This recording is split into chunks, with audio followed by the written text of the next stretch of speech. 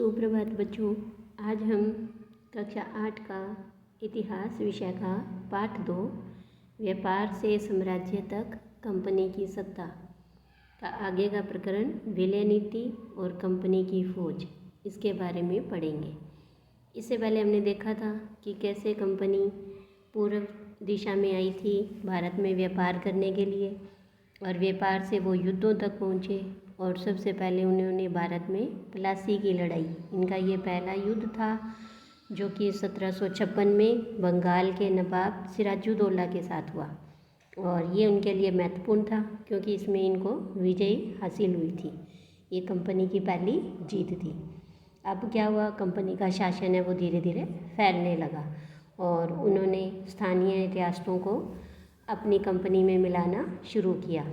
उन्होंने मैसूर, पंजाब, बंगाल, इस तरह से काफ़ी सारी भारत की देसी रियासतों को अपने अंदर अपनी कंपनी में ब्रिटिश शासन के अंदर मिला लिया। अंत में उन्होंने पंजाब के अंदर भी पंजाब रियासत को अपने अधिग्रहण किया। अधिग्रहण मतलब उसको अपने अंदर अपने शासन में मिला लेना। और इस तरह से कंपनी के कई युद्ध हुए, जिसमें से उनकी मराठों से भी पानीपत में 3 बार हुई, मैसूर से, टीपू सुल्तान से 4 बार युद्ध हुआ उनका। इस तरह से वो करते करते क्या हुआ कि अब उनकी जो भारत के अंदर विलय नीति है, यानी इन रियासतों को कंपनी में मिलाना, ये इनकी विलय नीति बढ़ने लगी। तो ये विलय नीति क्या बनाई इन्होंने, तो ये देख लेते हैं हम कि अधिग्रहण की आखिरी लहर 1848 से 1856 के बीच गवर्नर जनरल लॉर्ड डलहौजी के शासनकाल में चली। तो विलय नीति किसके काल में? लॉर्ड डलहौजी के काल में। लॉर्ड डलहौजी ने एक नई नीति अपनाई जिसे विलय नीति का नाम दिया। यह सिद्धांत इस तर्क पर आधारित था कि अगर किसी शासक की मृत्यु हो जाती है और उसके कोई पुरुष वारिस नहीं है, यानी उसके कोई बेटा नहीं है, तो उसकी रियासत हड़प कर ली जाएगी, यानी कंपनी के भूभाग का हिस्सा बन जाएगी। और इसी सिद्धांत के आधार पर एक के बाद एक कई रियासतें, सतारा, संबलपुर, उदयपुर, नागपुर, झांसी, इन सब पर अंग्रेज़ों ने अपना कब्जा कर लिया।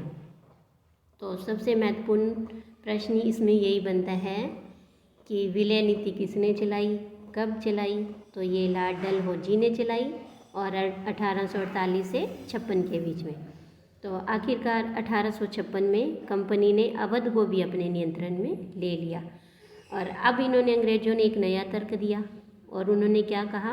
उन्होंने ये बोला कि अवध की जनता को नवाब के कुशासन से आज़ाद कराने के लिए हम कर्तव्य से बंधे हुए हैं और इसलिए हम अवध पर कब्जा करने को मजबूर हैं। और अब अपने प्रिय नवाब को इस तरह से गद्दी से हटाया गया तो उसे देखकर लोगों में गुस्सा भड़क उठा और अवध के लोग भी 1857 की इस महान क्रांति में शामिल हो गए।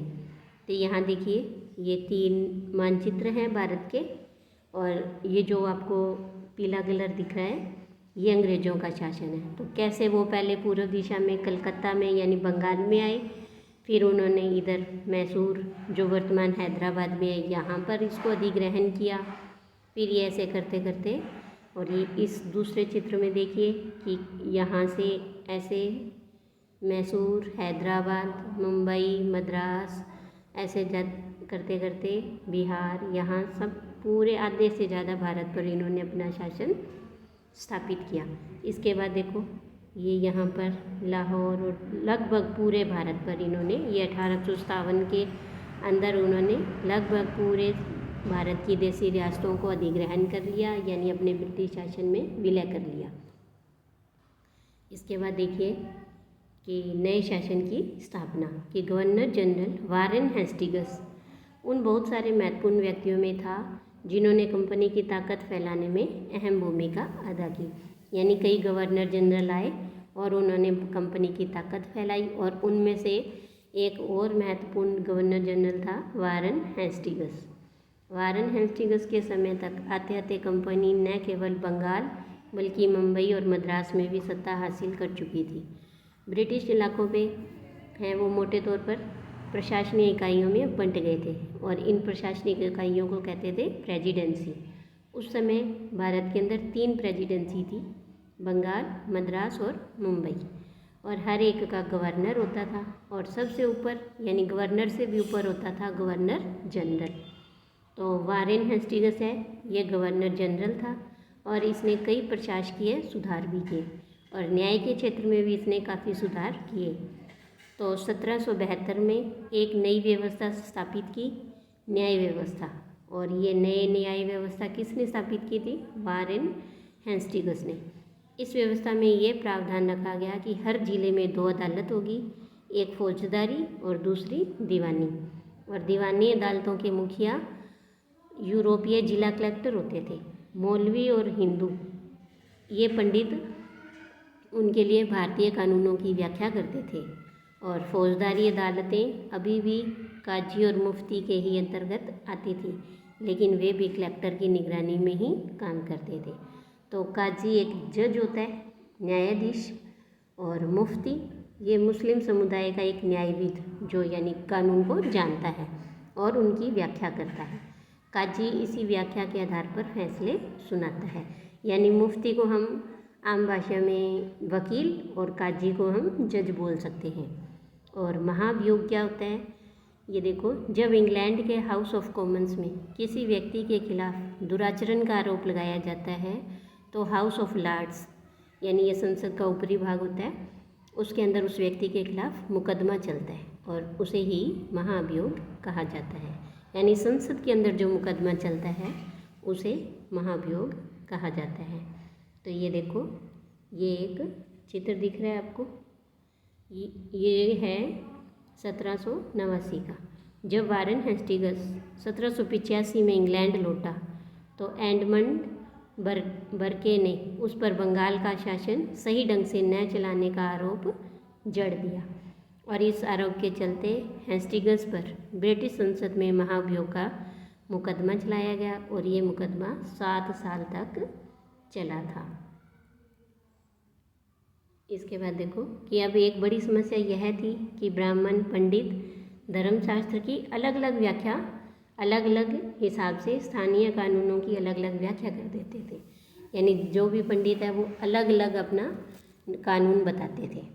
तो इस भिन्नता को ख़त्म करने के लिए और समानता लाने के लिए 1775 में 11 पंडितों को भारतीय कानूनों का एक संकलन तैयार करने का काम सौंपा गया कि यानी आप जो भी हम आपके भारतीय कानून हैं उनका एक सूची या उनका एक ब्यौरा तैयार कर दीजिए। तो NB होल्डेड ने इस संकलन का अंग्रेजी में अनुवाद किया और 1778 तक यूरोपीय न्यायाधीशों के लिए मुस्लिम कानूनों की भी एक संहिता तैयार कर ली गई और 1773 के रेगुलेटिंग एक्ट के तहत एक सर्वोच्च न्यायालय की स्थापना की गई। इसके अलावा कलकत्ता में अपीलीय अदालत और सदर निजामत अदालत की भी स्थापना की गई। भारतीय जिलों में कलेक्टर सबसे बड़ा ओहदा यानी पद होता था। जैसा कि नाम से ही पता लगता है, कलेक्टर कलेक्ट करना यानी इकट्ठा करना। तो इस कलेक्टर का मुख्य काम होता था लगान और टैक्स को इकट्ठा करना। न्यायाधीशों, पुलिस अधिकारियों और दारोगा की सहायता से जिले में कानून व्यवस्था बनाए रखवानी होती थी और इसका कार्यालय कलेक्ट्रेट सत्ता और संरक्षण का केंद्र बन गया था, जिससे पुराने सत्ता केंद्रों को हाशिए पर ढकेल दिया गया।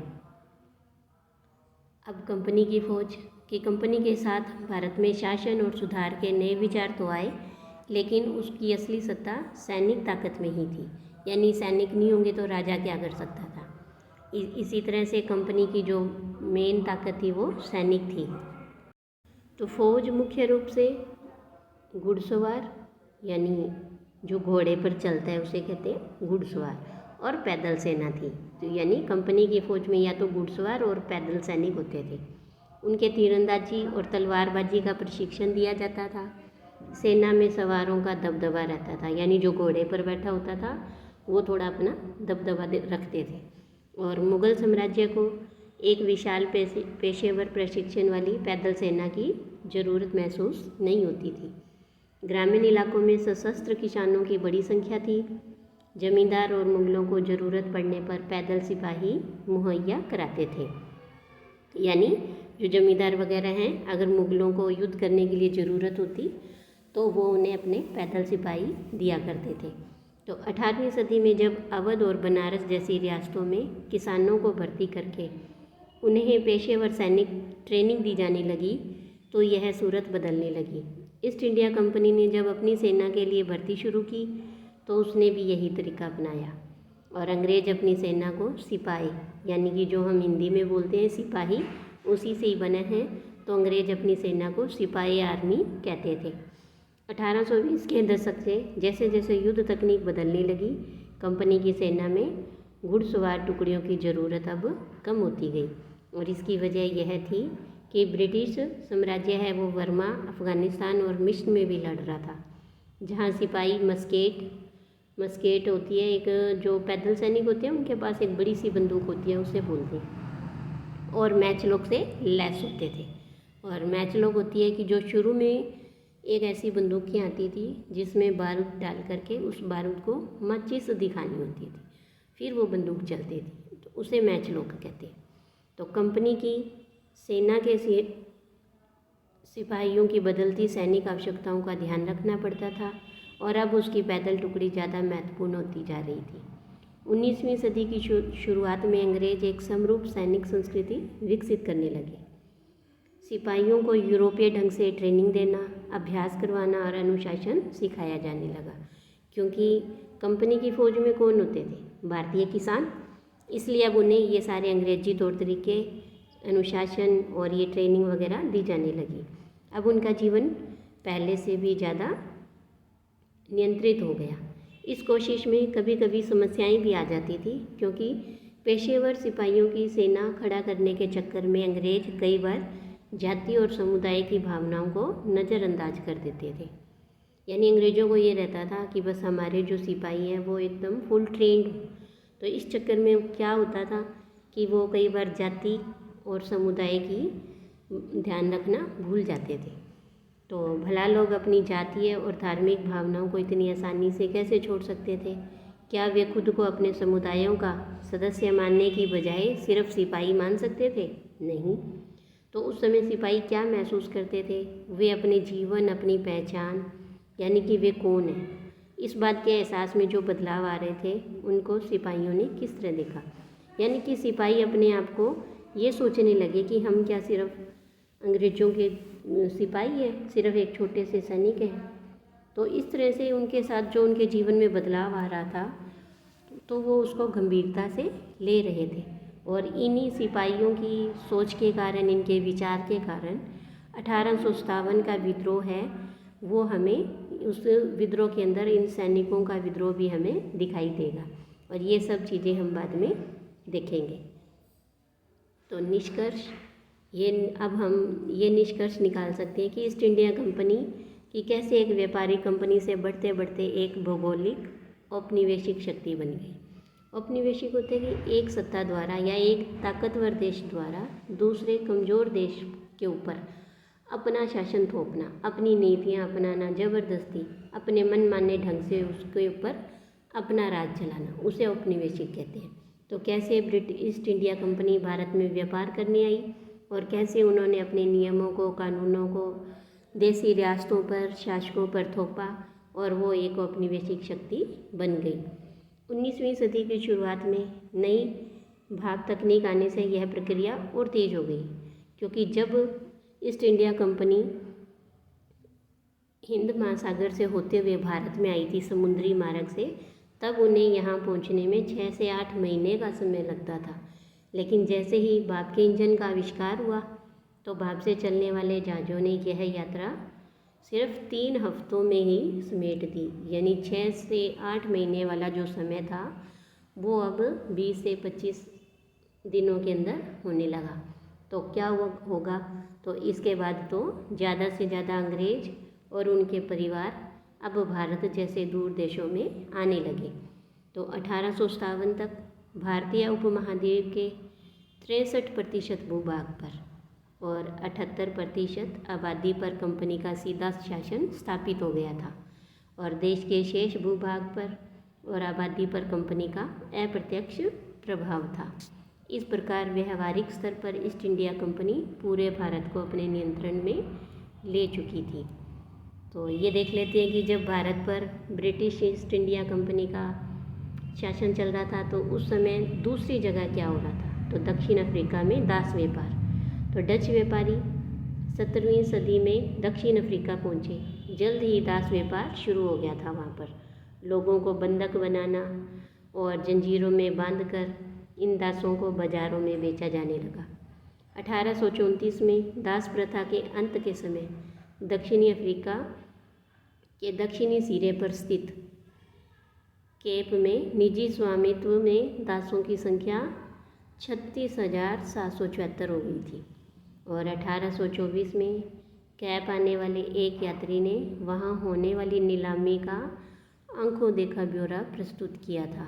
उसने क्या कहा कि यह मालूम होने पर कि पशुओं और कृषि उत्पादों की नीलामी होने वाली है तो हमने भी अपनी गाड़ी नए बैल खरीदने के लिए वहाँ रोक ली। नीलामी के माल में एक स्त्री दास थी वो जो, और उसके 3 बच्चे भी थे। किसानों ने पशुओं के समान ही उन्हें परखा और उन्हें अलग अलग खरीदारों को बेच दिया, यानी स्त्री को किसी और को और बच्चों को किसी और को। तो माँ ने चिंता, वेदना और आंसू भरी आंखों से बच्चों की तरफ देखा। दुखी बच्चे भी अपनी माँ बाप से चिपक गए क्योंकि उन्हें पता था कि अब हम अलग अलग होने वाले हैं, बिछुड़ने वाले हैं। तो यह जो दृश्य था वो दिल को पिघलाने वाला था। और इसके विपरीत जो उधर खरीदने वाले थे या जो ये सब चीज़ें देख रहे थे दर्शक, उनके चेहरे हंसते हुए और असंवेदनशील थे, यानी उनके अंदर मानवीय भावनाएं नहीं थी, वो तो खुश हो रहे थे। तो इस तरह से हमने ये देखा कि कैसे ईस्ट इंडिया कंपनी भारत में बंगाल में व्यापार करने आई और कैसे वो व्यापार से युद्धों तक पहुंची और अपने शासन को उसने कैसे फैलाया और किस तरह से उसने विलय नीति, अधिग्रहण करना और देसी रियासतों को इन नीतियों के द्वारा पूरे अपने कंपनी के साम्राज्य में मिला लिया। और इस तरह से 1857 तक लगभग पूरे भारत पर ब्रिटिश ईस्ट इंडिया कंपनी की सत्ता स्थापित हो चुकी थी। धन्यवाद बच्चों।